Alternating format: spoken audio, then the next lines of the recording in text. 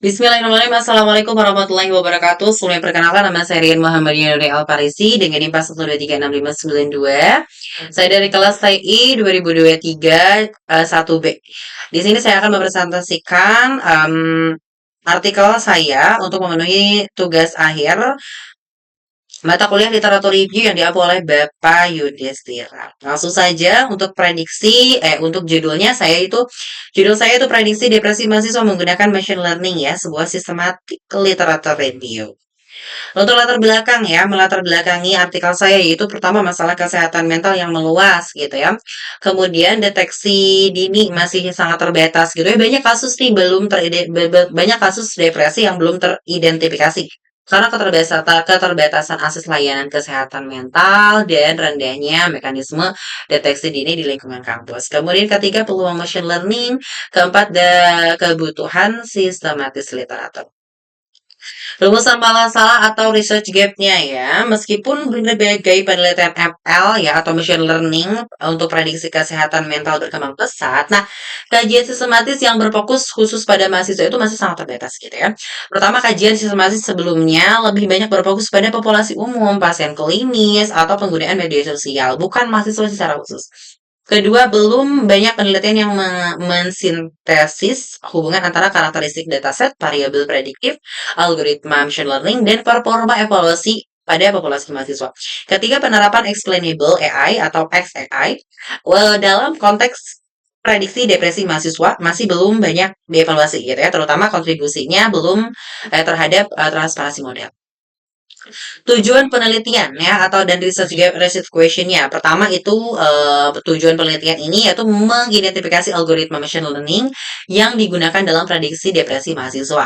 Kedua, menganalisis karakteristik dataset ya, variabel prediktif dan metode evaluasi. Ketiga, mengevaluasi penerapan XAI dalam meningkatkan interpretabilitas model. Dan selanjutnya mengidentifikasi tantangan dan peluang penelitian masa depan. Nah, ini untuk research question-nya seperti itu. Metode penelitian SLR ya dengan Prisma 2020 ya.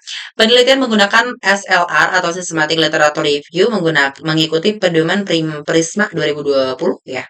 Melalui 6 tahapan. Pertama, perumusan research questions, strategi pencarian literatur, seleksi artikel, penilaian kualitas artikel, ekstraksi data, dan sintetis dan analisis hasil.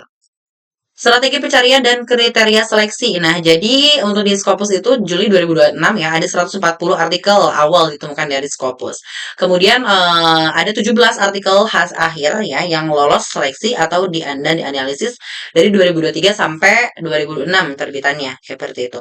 Nah, ini untuk karakteristik inklusi dan ini juga untuk kriteria eksklusi gitu ya. Seperti itu.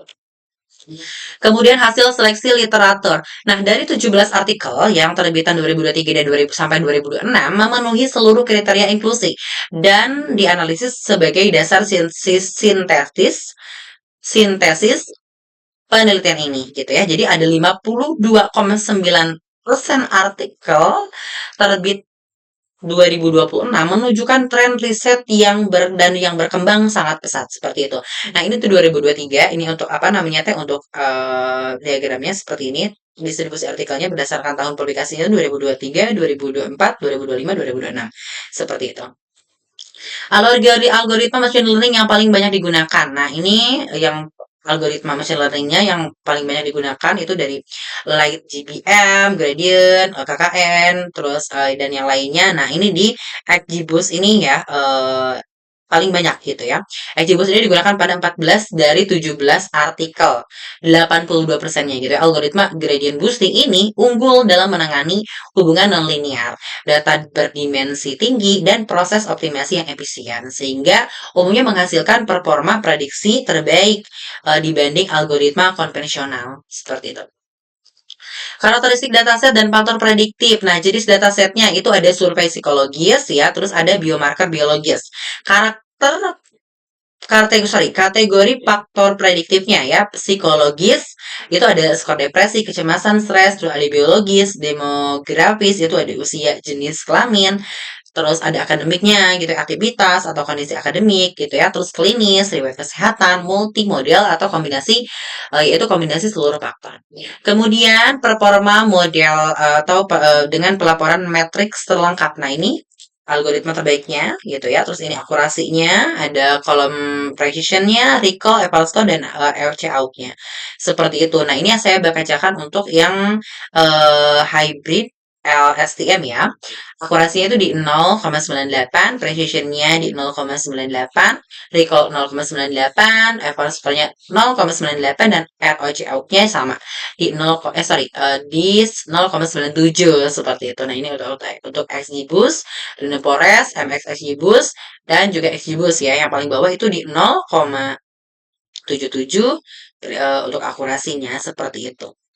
Kemudian untuk hybrid LSTM XGBoost ini mencatat performa tertinggi gitu ya, akurasinya di akurasi atau eval score di 0,98 seperti itu tuh, dengan memanfaatkan data multimodal sensor wearable. Kemudian Explainable Artificial Intelligence ya atau XAI. Nah, ini ada 6/17 artikel menerapkan SHARP gitu ya. Terus ada 4/17 artikel belum menerapkan teknik XAI gitu ya secara eksplisit gitu ya. SHARP itu apa sih gitu ya? SHARP itu Shapely Adaptive Explanation gitu ya. Menjadi teknik XAI paling dominan untuk menjelaskan kontribusi setiap fitur terhadap hasil prediksinya, seperti itu. Kemudian beberapa penelitian menggabungkan interpretasi berbasis fitur metabolik gitu ya, agar hubungan biomarker dengan kondisi mental dapat dipahami secara biologis. Seperti itu ya. Kemudian kita lanjut. Kesenjangan penelitian. Satu, sampel masih terbatas. Kedua, class imbalance. Ketiga, validasi eksternal minim. Keempat, interpretabilitas terbatas. Kelima, jenis data terbatas gitu ya. Masih didominasi data survei gitu atau separating. Kemudian keenam, minim studi longitudinal ya seperti itu. Arah dan rencana penelitian ya, mengembangkan model dengan dataset multisentra gitu ya, mengintegritaskan data multimodal, memperluas penerapan XAI gitu ya. Terus menangani ketidakseimbangan kelas melalui teknik penyeimbangan data atau post-scientific learning dan melakukan validasi eksternal pada berbagai institusi dan populasi mahasiswa.